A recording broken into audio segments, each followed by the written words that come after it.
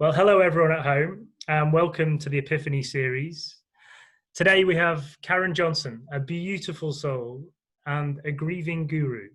Now, you've done what many great authors and healers have done in the past by transforming your greatest ever challenge in your life, which was the death of your son, into what I would call a superpower. Can you tell us, for those of you who don't know you, perhaps the journey that you've been on so they can understand where this beautiful book that you've written has come from? Yeah. So it was about 5.5 years ago. So my son went to a Halloween party. He's 27. I was out of the country on vacation, and they decided they got drunk. I don't know. They were young men, right? And they decided they were going to try heroin. But he was a big guy, really tall, 6'8", 275 pounds. So anyway, they just gave him too much and he died instantly. So it was a total shock to me. He's a financial guy and he was struggling. Business wasn't going great, but I just don't, maybe he had tried it before. I don't know. Parents are always the last to know, but I don't think so. I mean, the ME didn't find any other needle marks in his arm. And the story seemed to hold up that, this is a one-time thing. So I didn't see it coming. Maybe I should have. I mean, he certainly was struggling with his business. I don't know. Those are all the questions you tell yourself as a parent because you want to blame yourself. Like, if only I had seen, if only I had done this, if only this, only that. And realizing that he made his own choices. And even if I had been there in my house, it wouldn't have changed things. I had to get myself back from South Korea where I was vacationing, and it was a horrible time to try to get back. It took me 24 hours to get back home, and that was tremendously difficult. But one of the boons or blessings in that, I was sitting at the airport, and all of a sudden I see Ben in front of me with his big smile. And I thought, oh my gosh, he's alive. He's alive. And I called my ex-husband and I said, you got to go to the ME. You got to check I think he's alive and he's trying to get out. I can see him. He's right here. And so, of course, my ex-husband called and they looked and they said, I'm sorry, but he's not moving. He's gone. And then that just started this whole process of seeing him and sensing him and feeling him, which was something completely foreign to me because I didn't have a spiritual practice at that time. I didn't have a religious practice. I just was plugged into being a lawyer and a mother and a this and a that, and I just didn't have that kind of practice to fall back on. So, and in a way it's good because it opened me up to other possibilities. I didn't have anything to fall back on. So I had to create something. I had to find something. And I do believe Ben guided me all the way. I could always sense him. I ended up going to a medium. I could see him, but I couldn't hear what he was saying. And so I went to a medium. I said, he's standing right there. And I don't know what he's saying. Tell me what he's saying. And the medium said, well, I think you might have some skills yourself. Most people don't know that their loved one is in the room and you've just seen him come the whole way in and know where he's standing. So, and that led to my journey of learning mediumship and then eventually ended up with the Four Winds shamanism and able to use all these skills. So yeah, so that's where it went. Firstly, I'm sorry, which is the natural response to it. It sounds like every parent's worst nightmare. Yeah, for sure. But at the same time, you've managed to transform this incredibly challenging experience into something quite beautiful. You've been on this amazing journey since. You've discovered you got your own superpowers by having this way of seeing people who are beyond the veil, let's say. Yeah. Tell us, where you went beyond that. So you obviously you did the mediumship and you trained as a shaman, but then you went one step further, didn't you? You're now almost educating people in dealing with these issues. Yeah, well, actually what happened to me is nothing fit anymore. My life didn't fit. Excuse me. So I couldn't relate to being a judge anymore. I couldn't relate to the law. I couldn't relate to people. So over a process of about a year after Ben passed, and so many synchronicities opened up, I just got really tired of trying to make people around me comfortable and try to fit in back to my old life. So I ended up selling my house, all my goods, giving them away, selling them, whatever. And I had 2 suitcases, and I went on a 2.5-year journey around the world. I went all over. I went to Africa and visited with shaman there, and I went to India, a Sufi shrine, and Bangladesh, and all over the world. I just traveled and traveled and traveled. Chile and Peru, all over. And along the way, I was trying to figure out what this grief thing and how to deal with it. How do you grieve and honor somebody? How do you get back into your life? How do you find a life after grief? Is there life after grief? At some points, I didn't think there was, and I wasn't sure I wanted one. I was wishing I could die too, but that's not so easy. So over 2.5 years, then I became a shaman with the 4 winds, and I also was given so many boons along the way. The Hanuman Temple in Taos, New Mexico. I went in and immediately, Hanuman was there talking to me. Your son's death is not your fault. So many boons I was given along the way. And then I was given the journey of the bereaved. Oh my gosh, so it's a journey. It's not something you could just say, okay, time to get over it, time to move on. That's what sometimes people will say. Well-meaning, saying, okay, you need to get up out of this, depressed state or the stuck state you're in. But how do you do that? How do we do that? So it's a journey, and grief, I came to find, has a lot of energy to it, really transformational, dynamic energy that we can tap into. I mean, we know this with marriage, and we know this with having a child. We know this is life-changing, and it energetically shifts everything, and you become different. But with grief, we're so cut off in most of our cultures around the world because we're dealing with sadness and despair and all those things that people want to avoid at all costs. So if you're talking about joy and happiness, everybody's in. But if you're talking about sadness and grief, people aren't in. So, it's just this process. And then along the way, I realized I was given actually this concept of as above, so below. So we know this, right? And we know that from many cultures that people who pass go through transformation, resurrection, and rebirth. And so with Christ, and we know that in Egyptian and so many societies have this concept of this journey of the deceased, but we also are on that journey, the bereaved, from transformation, when we're changing from this person who had this person with us to this bereaved person. So we're transforming, and then we're resurrecting. We begin to lose some of the stuckness of grief, and we begin to look around at life and look at changes. And then we go on to rebirth into a new reality, a new personhood, this person who has been transformed by grief. So yeah, so I was fortunate. I mean, I spent a lot of time in meditation. I know you spend a lot of time in meditation too.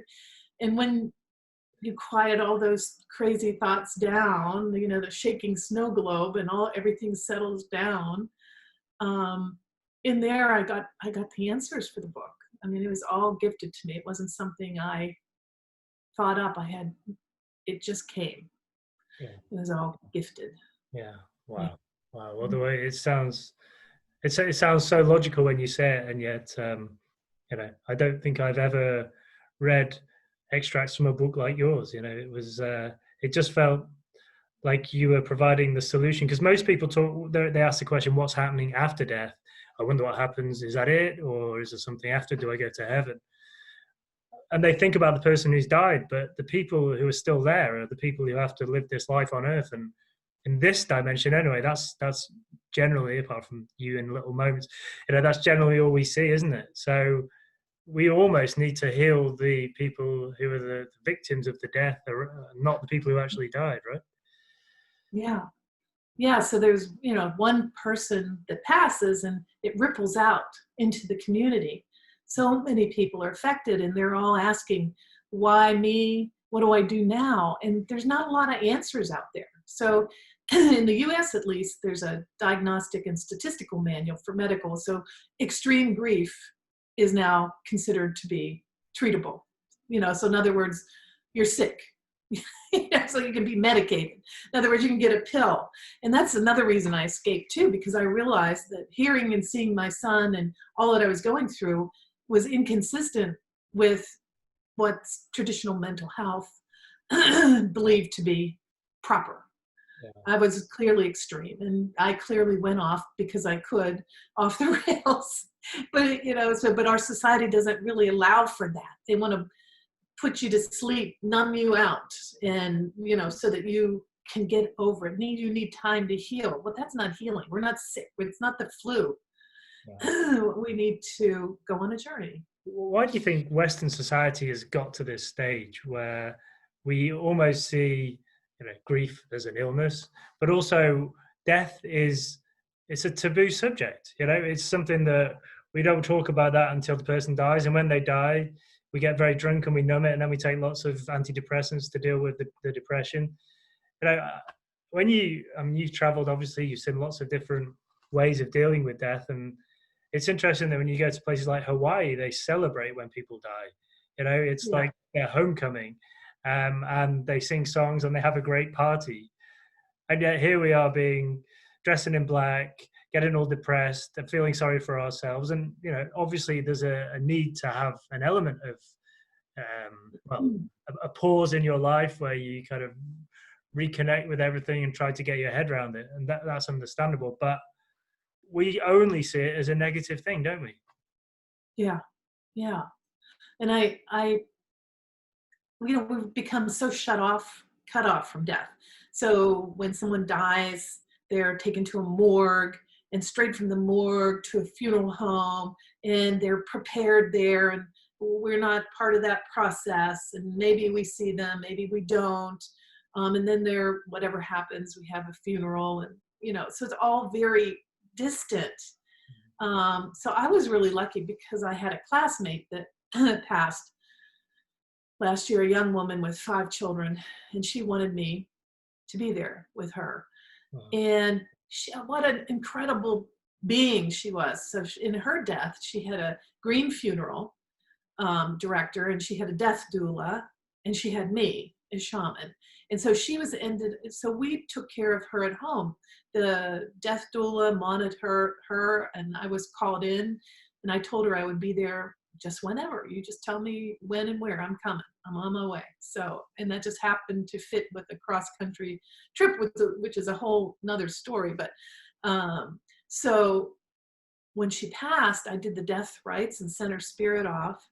And there was such great confirmation because there was a cranial sacral friend of mine there. And as soon as I did the death rites, her cranial sacral rhythm stopped.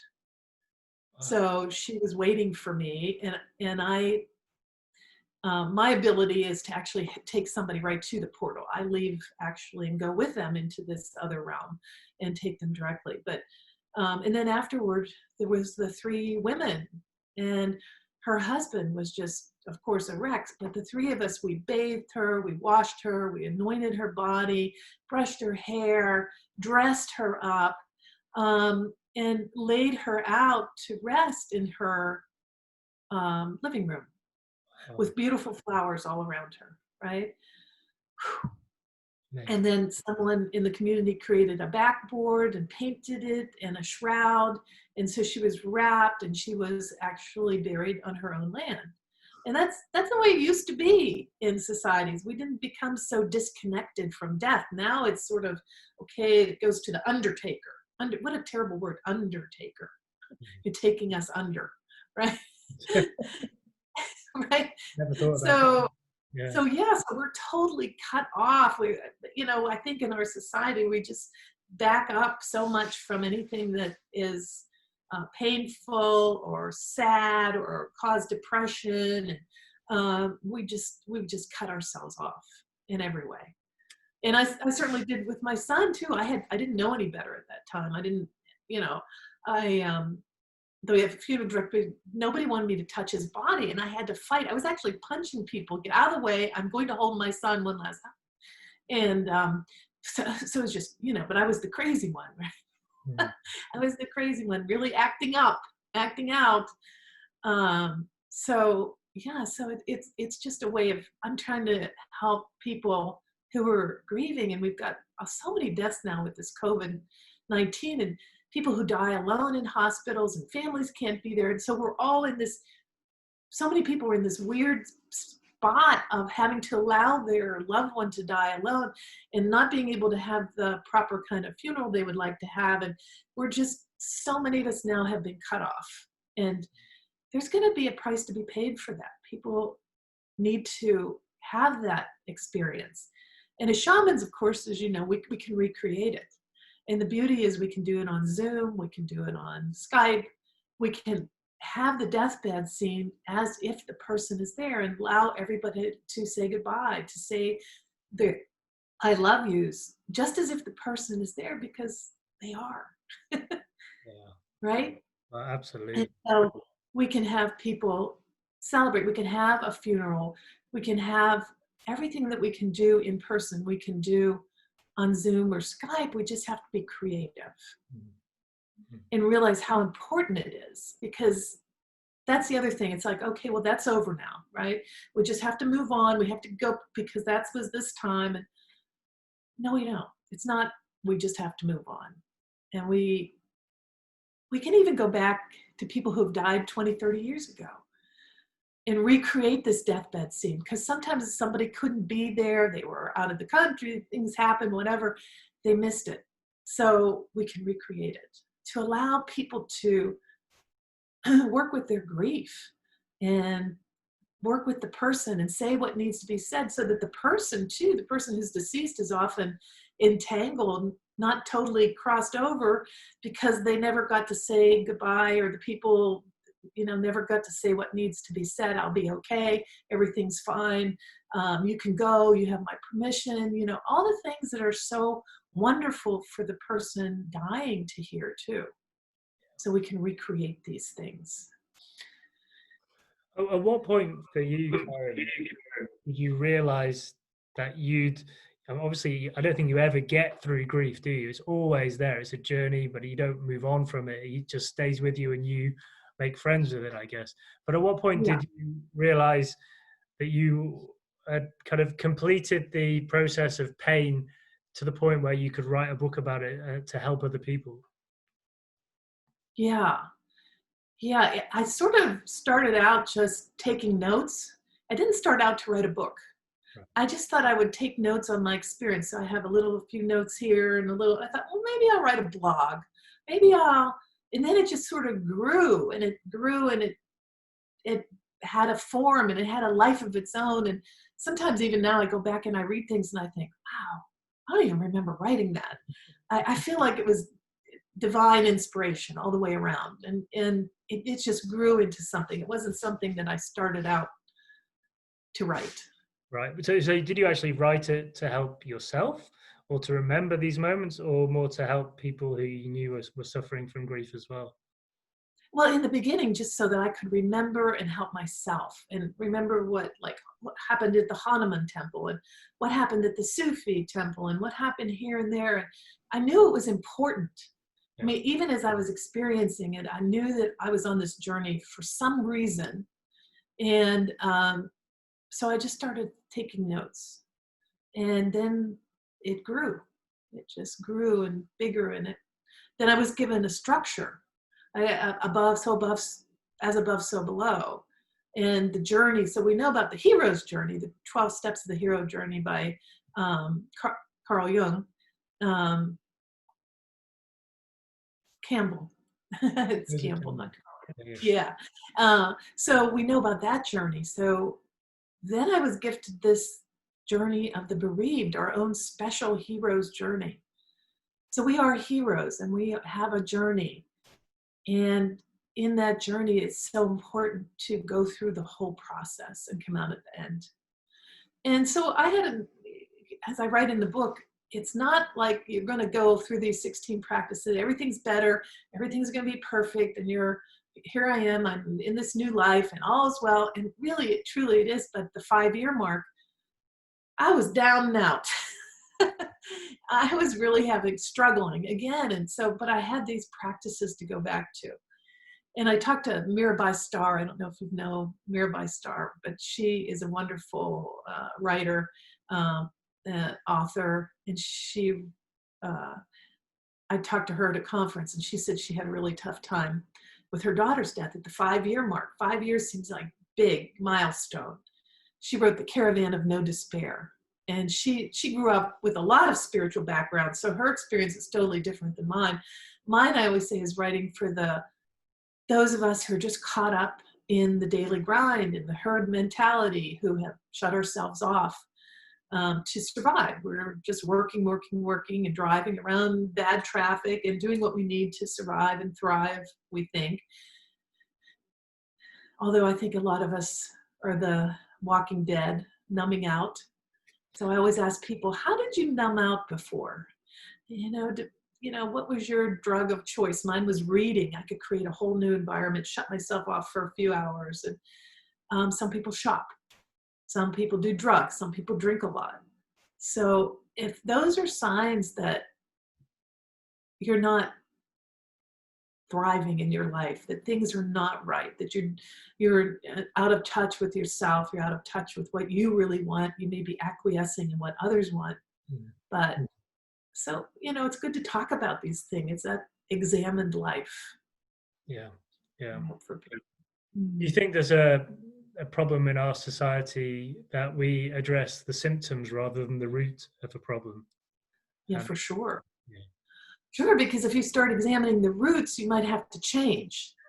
So we're all change adverse. Don't make me change, Karen. Right. I'll read your book, but I won't change. No, right. Or, that would upset my family, or that would upset the kids' schooling, or I'll think about that later, right? I'll deal with all of this. Right. I'll deal with all this later when my IRA is fully funded, or I have more money, or I can't do this now. I can't make changes now. And so that we become very rigid and closed off and closed in, because really it's fear-based decision-making. So once you really look at the fears, then you have an opportunity to change. And my friend wrote a book, and she calls it the fear box. So we are all boxed up, right? We have this. And when we approach the edges, we start to do something different. It goes nuts. Don't do that. Don't do that. It's not safe. You can't, it's not going to work out, blah, blah, blah, blah. But as soon as you take a step outside of your box, then your ego quiets back down. That it's that process of examining and looking. It's terrifying to the ego. Just terrifying. Yeah. And I guess also when you just lost someone close to you, that is when there's a lot of noise around you. It's difficult to think clearly. And so probably the hardest time to change of all, even though you might have read and been told by a million people that it's going to be the solution because you're then going to address the root of the problem. It's also a time when you just probably struggle to even be yourself, right? Yes. Oh, yeah. Who is this new being, this new person? And so the journey with grief, I think it's that most people are not ready right away, but after a little bit, after the shock wears off and you kind of are in this state and thinking, oh my gosh, and people are telling you need to change, and you need to change, and you shouldn't be so stuck, and but it's not working. And that's the time to really look at the journey and to maybe introduce people to the concept that it's a journey. This is not a one-off thing that you're just going to get over. It's going to change everything profoundly, and change is scary. It's scary for everybody around us. And a little bit like COVID-19 in that, we've been given this 3-month kind of space in our lives, this sacred pause or whatever you want to call it. And a lot of people are just saying, I can't wait till it's over. Just, we're nearly there now. And they don't live in the moment, and they don't appreciate that the birds are singing in the trees. And yes, I know people are suffering greatly with deaths, and I'm not saying that is something to celebrate, but still, it is an opportunity to come off the treadmill of life, isn't it, for a little bit of time, and just take a look at your life and where you're at, and maybe an opportunity for a little bit of transformation. Yes. So this process works for people grieving anything, grieving loss of income, loss of job, loss of identity, loss of security. I think many people have looked at their lives and said, I just hated what I was doing, and I just didn't realize how much I hated it until I had to stop. Yeah. And so, and then what? Yeah. So this transformational journey really works for anybody grieving anything. So I'm having a class right now. It's a 16-part class where we're going step by step through the journey. And not everybody has lost someone to death, but they've lost something in their life. They're grieving something. And it's a way of examining and lightening up. So in the South, I always say becoming unstuck. And then in the West, becoming lighter. And in the North direction, resurrection. In the East, rebirth. So it's a process. 16 steps, 16 weeks we take. And it's there to take again when you need to. Yeah. I was going to say, if you could summarize the journey that you take them on, how would you do that for anyone who's not read the book and hasn't been in your group? You know, if you could summarize it for people, and also tempt them to buy your book as well, what would you say? So the South, the medicine wheel is just really, it is a way to look at things in a circular manner. There's practices, and there's healing modalities, and there's also some practices that Alberto Villoldo has attached. They're almost Buddhist, like they really are Buddhist practices that he's attached to each part of the medicine wheel in a really brilliant way. So in the South, we're looking at non-judgment, non-suffering. So non-judgment, who are you judging? Who do you think is judging you?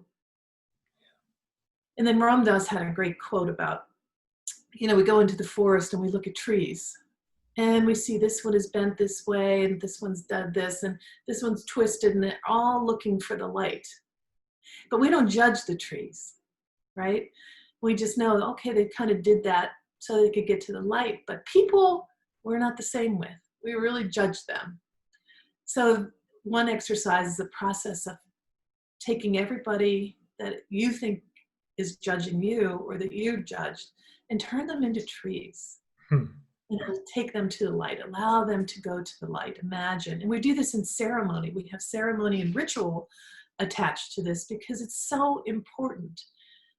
We can just say things, write a piece of paper and then burn it. But if you would light a candle and you make it a ritual, and you sit in space, and you really sacred space, and create a really environment for yourself, a safe environment. So we make a list of all the people, right? And all the ones we want to turn into trees. And the great part about this process is you can be radically honest, like things you would never want anybody else to read or say, because you're going to burn them. You're going to take it to the fire and burn it with an intention. The intention is to release these people to the light. Yeah. And so that you can lift your judgment. And a lot of times it's ourselves. We're judging ourselves so harshly. Yeah. So we have a ritual with each practice and an intention. Wow. Yeah. That's beautiful. Well, one thing I wanted to ask you was about, because we get told that to go on this journey, we have to completely let go. So I guess the non-attachment aspect of the South direction of the medicine wheel. And, the one thing actually that came up for me constantly was, the one thing I couldn't let go of was my kids. Everything else I could say, yeah, I can. Have to be careful in case my wife watches this, but I could pretty much let go of everything else. But when it came to my kids, I just had this big block going, well, I mean, really, can anyone let go of their kids? But I guess with what you've been through, you've almost been given that ultimate test without even having a choice, right? But he's still around. So the way non-attachment works, I think people get really stuck on this, just like you mentioned. How am I going to give up? It's not giving it up totally. What you're giving it up are the more negative aspects. So it's that aspect of a parent that's controlling, demanding, fearful, those sorts of things. So you're not giving up being a parent. So with my daughter, I can be an entirely different parent to her now. And she and I have a much better relationship. She's 30 now. So she comes when she wants to discuss something, and I listen to her, but I don't give advice unless she says, what do you think about this? Mm. I just let her be. I can be a sounding board. I don't have to be that controlling mother that's going to take over and tell her the way. I can say, well, this happened to me, but that was a long time ago. Yeah. Things might be different for you. It's a different way of being with her. So that's what you're doing. You're shifting the way of being. Sure. And I guess you're doing them a favor, because I think every parent, when the kids are young, wants the kids to be perfect in everyone else's Yeah. view. But the truth is that they've got to make their own mistakes, haven't they? I mean, you don't want them to go through those horrible things, whether it's bullying or anything negative that comes into our lives. You don't want them to suffer like you have. But unfortunately, for them to become the person they need to be, they kind of, as Ram Dass says, they have to go from being nobody to becoming somebody, and then eventually they'll be able to go back to being nobody once they've learned who they were. Yeah. And we bought into, as a society, success at any price, I call it. So we want to be successful. We want our kids to be successful. And so we've got our kids overscheduled. We're demanding they study more, take harder courses, be an advanced placement, and go to college even if they don't want to. So we've bought into this. And so sometimes it's looking at that too, is what about success at any price? Did that make you happy? Has it worked for you? Is there a different way? And I think a lot of the generation whatevers now, but the really young people, they're looking at it and saying, hey, we don't believe the Social Security is going to be there for us because we have that in the States. We don't believe the pension is going to be there. We don't believe in loyalty to companies because they're not loyal to us. So they're challenging the world in a different way. They're going back to permaculture and organic farming. And I see it here where I live in upstate New York. There's just a lot more young people farming. And so it's a little bit of an alternative thing. And so how can we be that parent that can support that? In the past, remember, if you had a kid that wanted to be an artist and they were just told absolutely not, they were going to be a lawyer. So that's the aspect. We want to be able to become unattached to that, controlling, demanding, right? Wow, very articulately put. Thank you, Karen. Well, one thing that means a lot to me with my kids, they're young kids, and I'm looking at the education system in Europe, and what I see is very little kind of, well, there's no meditation, and for me, meditation has become a big practice in my life, and I've realized how we benefit, and I just thought how amazing that would be for kids. But also, I feel that while we're taught about the intellectual subjects, the educational aspects of life, the real stuff, the real kind of, falling in love with someone, having your heart broken, experiencing someone dying in your life, none of this is addressed in any way. I don't know if it is in the US, but it's certainly not over here in Europe. And I'm wondering if a book like yours, and to be honest, anything which is going to prepare children for the reality of life, could be brought into the education system in some way or form. I think there's so many ways to do it, but it almost takes some kind of alternative school. It's very hard. I know a friend of mine was having a little bit of meditation in her class every day, and she was absolutely disciplined for that and said there'll be no more of that because a parent had complained. So here it's really a struggle, whether that's going to happen or not happen. Yeah. So are we just supposed to create our own thing? Is it that, or do you think it becomes more the role of the parents to kind of take hold of something like this? I think if you can get your parent group together and take hold of it and say, hey, this is what we'd like to see, and let's try it. Let's have 10 minutes. Let's have 15 minutes. I mean, we're not talking about taking over the whole day here, but let's do something. Even for kids that are acting out and have to go to after school detention, they're finding it's very positive for them too. Yeah. So we have to be proactive. And that's the thing about acquiescing.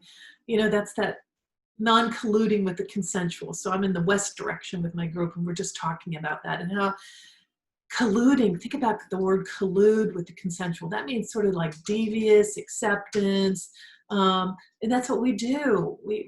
Who are we fooling? We fool ourselves. We fool everybody around us when we don't speak up. When we don't say something. We're colluding. We're just acquiescing. Okay, that's the way they are. It's the way it always will be. There's no use. Nobody will support me. All these things we say to get ourselves kind of off the hook, right? Yeah. Oh, hello. So that's my little puppy, Murphy. Can I ask Murphy a few questions? Yes. So, and then another thing I wanted to bring, I love meditation. I've gotten into it, but my doorway to meditation is through chanting. Yeah. Anybody who's really having a tough time with that monkey mind, the Gayatri mantra, using the beads 108 times for a chant is so, the first, 30, I'm like, my mind's still, but after a while you begin to relax into it. And I was listening to this wonderful feminist writer, and she said, yeah, meditation is really a male thing. Men had to, early on, be hunters, and they had to learn stillness, and they had to learn how to be quiet, where women were gatherers, busy. So for women, a doorway into the practice is beads. You see the rosary. Yeah. And Muslim women have beads, and so Buddhists have beads, and so it's a way of having a hands-on practice, or knitting while you're chanting. Yeah. Women are much more able to reach stillness in that way. We're wired just differently. Wow, I've never heard that before. That's beautiful. And something that agrees with that is actually, you say men were hunters. I mean, I actually find that sitting still is one way of meditating for me. Sometimes music, playing the guitar is, but also running. Even though, you would say that's the opposite of stillness, physically I'm moving, but actually my mind is just, in the zone in a totally different place. And often the best ideas I seem to have come from when I'm probably halfway through my run, I'm just into that kind of zone. So interesting you say that. Meditation certainly isn't just sitting there, is it, and looking like Buddha? No, and even the Buddhists have the walking meditation. So we realize that there's different ways. We don't have to be constrained to the cushion. Yeah. Because sometimes we're fighting the cushion. Yeah. No, I see what you mean. Oh wow. Yeah. Well, so I mean, you mentioned the hero's journey. So have you literally taken that process and put it alongside the medicine wheel to create this journey for the people who read your book? Yeah, and I think there's other writers who are, and I think Marcela Lobos is writing a book that's attaching the hero's journey to the medicine wheel. So, but mine is really the journey of the bereaved. It's a shorter journey, as above, so below. So, and that's the journey I was given, but it's that same concept of being on a journey. And getting out of, one of the parts of the hero's journey is being stuck in the belly of the whale. How do we get out of the belly of the whale? How do we keep going? And then sometimes we go back. The hero's journey isn't linear.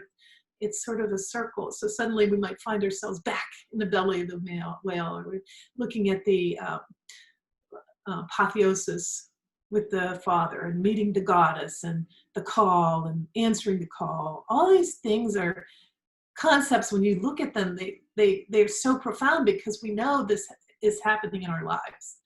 And so this is just mine is really a journey of bereavement, of grief. Yeah. And you mentioned that right from the start you saw Ben in the room with you. Do you still see him now? Yeah. So at one point I did a surrogate death rite for him, because he was very attached to me. He hadn't crossed over because I was grieving so hard.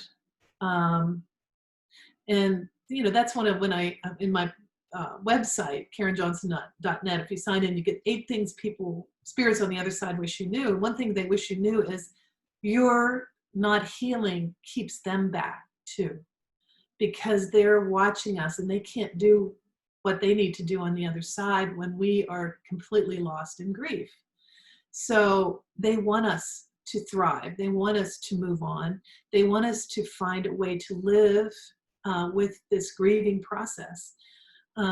So yeah, so once we had that surrogate death, right, and it was not attached in the same way, he wasn't around me every day frantically. He was off doing his things, but I always can just feel him. He'll come by, he'll say hi, he'll, or if I, say, hey, it's your birthday, come visit your mommy, he comes, visits. But he's not attached in a negative way because they have so much work they do on the other side. They work with ascended masters, they have friends, they have soul groups. So he tells me all about the things he does on the other side. And so we too have a different relationship. So that non-attachment, that's part of this non-attachment, was letting him go, letting him be and saying, I'm fine now. I've found a way out of this horrific grief and despair. And I can let him go. I can let him go. So it's all that non-attachment. It's not just in life, it's after death. It's all around us. How can we be a better parent? It's so beautiful the way you said. So where do you actually think he is, without meaning to get too deep here? I mean, obviously, I think everyone can be everywhere, but where do you think, when he's not with you, I know you say he's helping people, but do you think he's got a special place where he goes? I mean, I explained to my daughters that my friend who died is a star in the sky, because it's the simplest way of kind of saying it. But yeah, have you ever had that conversation with him, where he kind of resides right now?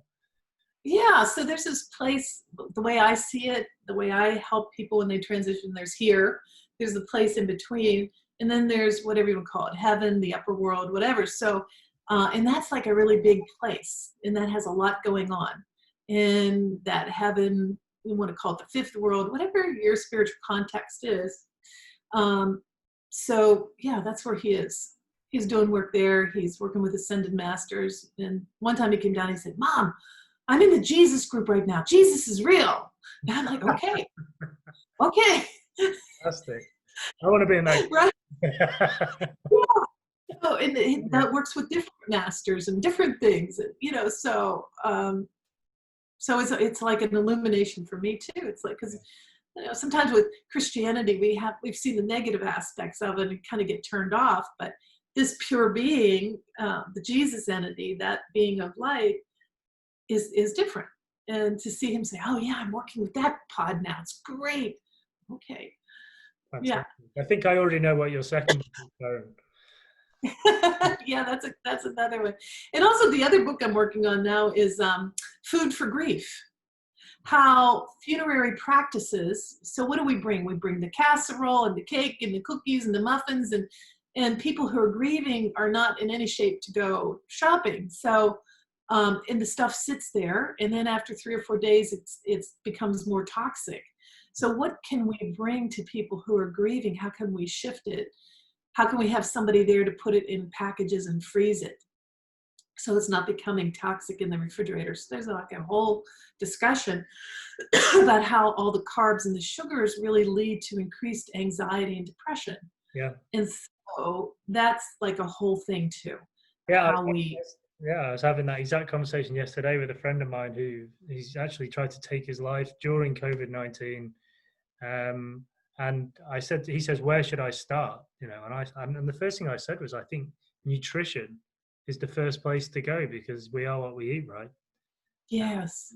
And if you're not in a good shape, but I think a lot of people, they struggle to make the connection between the stomach and the brain. They don't, if they've not read up on it, they're unaware that serotonin is produced in the stomach. So obviously that brings all the happy juices up to our brain. But so I can see that book being very successful as well as this one. Yeah, and the happy juices, but then it has that downside too. So the sugars and the carbs bring all that happiness, and that's what we're seeking, right? So we get that momentary burst of happiness, but then of course the insulin response and everything else, and it really plays havoc with our emotions. But that's the part we don't know, that's not advertised very well. So yeah.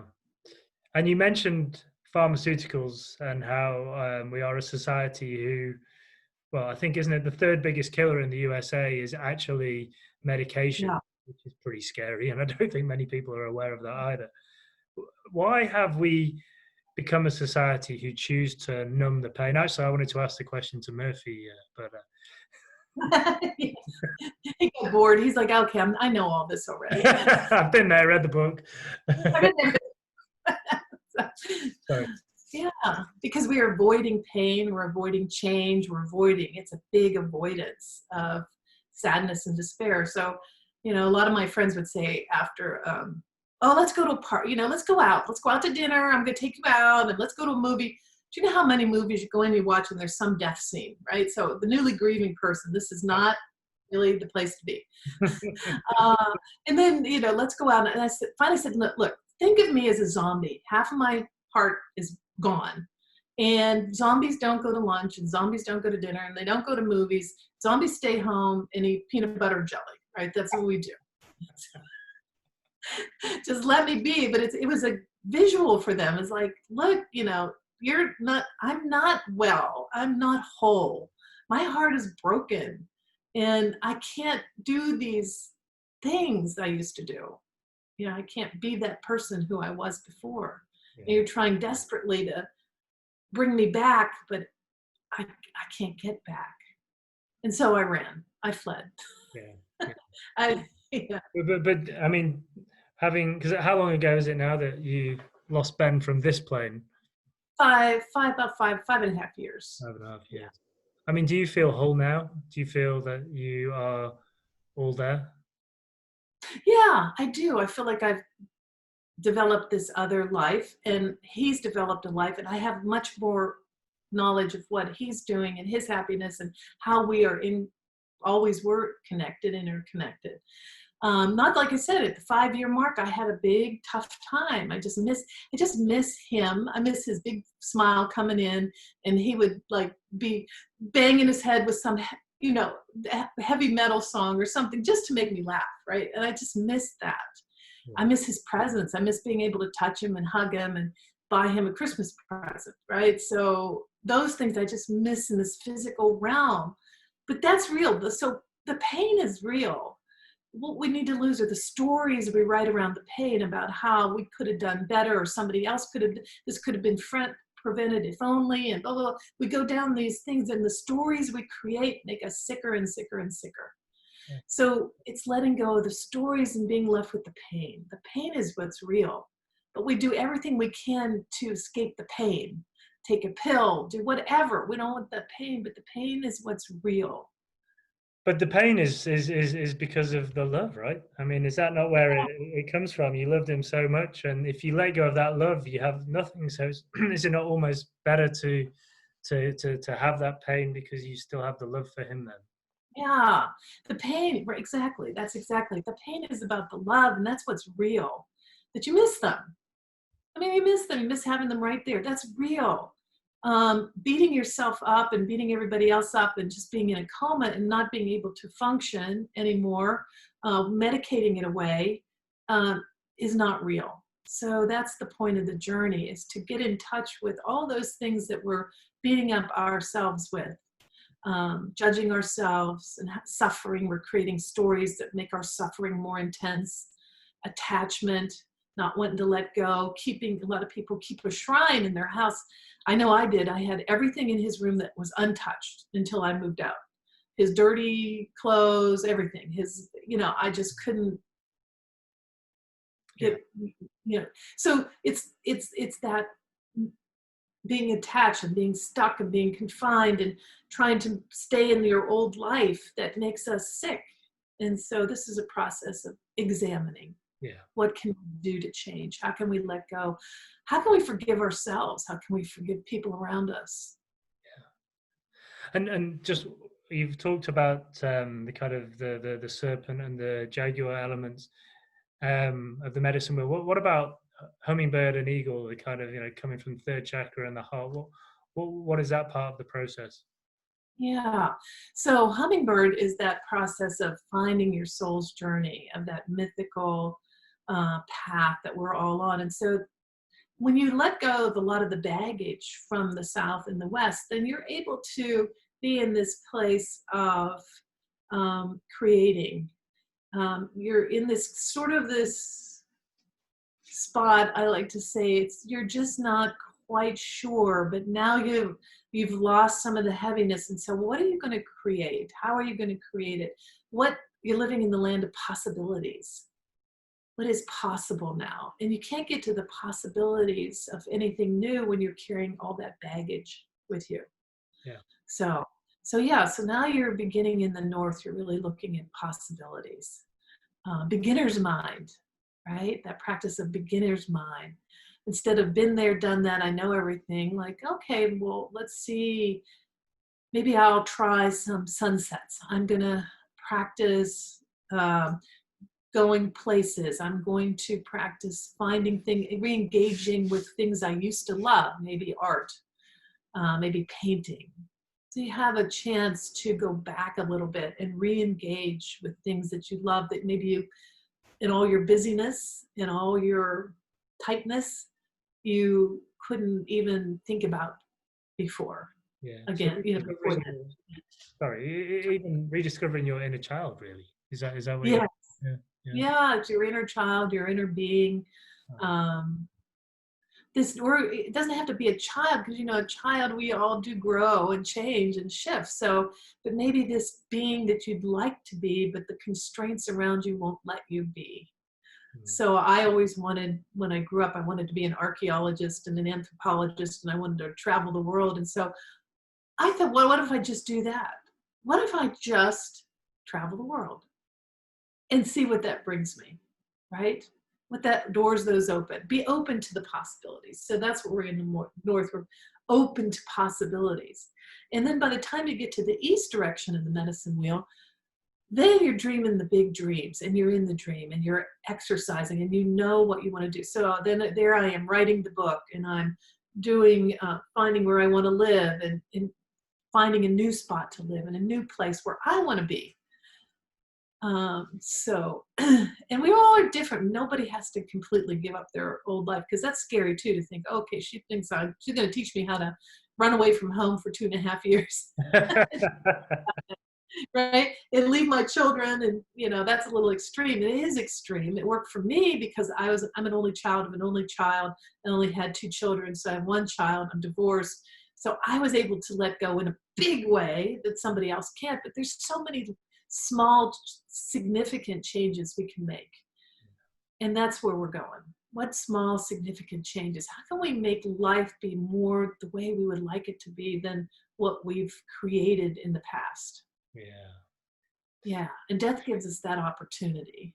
Yeah.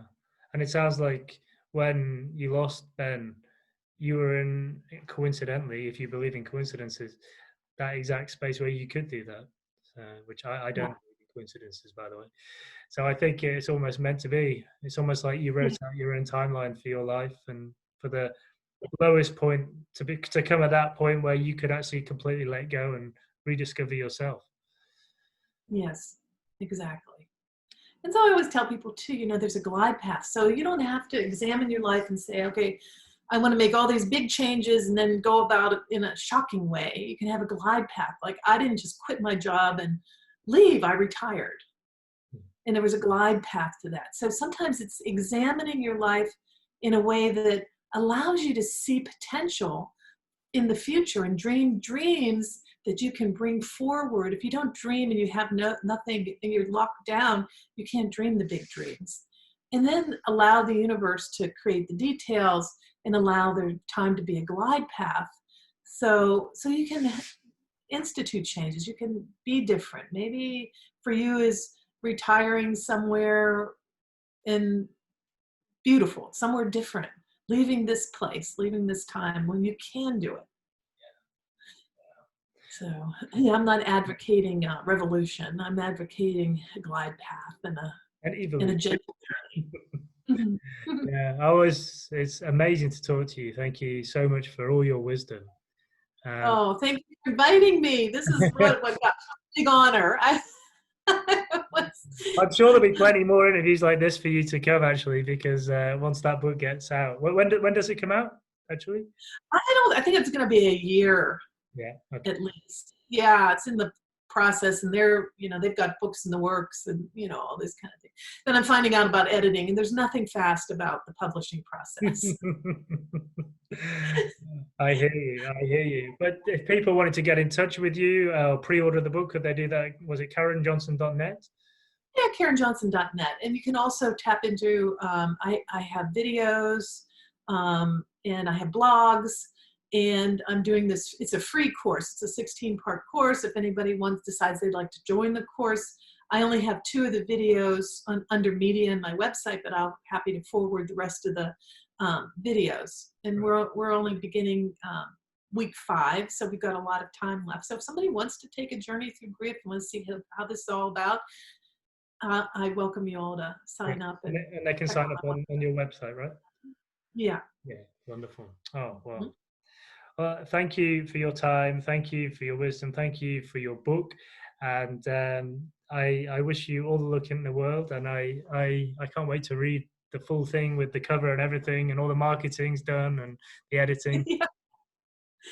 Yeah, it's gonna be fun working with an artist, all that stuff. So, but thank you so much again. Thank you for having me, and it's been That's all great. right. It's just great to see you again. And yeah, it's just amazing to see what a transformation you've been on and what an incredible journey yourself. And no surprise that you've got a book at the end of it. Oh, well, thank you. Great. Well, we'll leave you to Murphy. I think Murphy needs a bit of attention now. So He does. He does. He's saying he wants to go outside. okay, okay, great. Well, take care, Karen, and hopefully I'll speak to you soon. Thank you so much. Thank you. Bye bye. Bye. There we go. So I'll stop the recording now.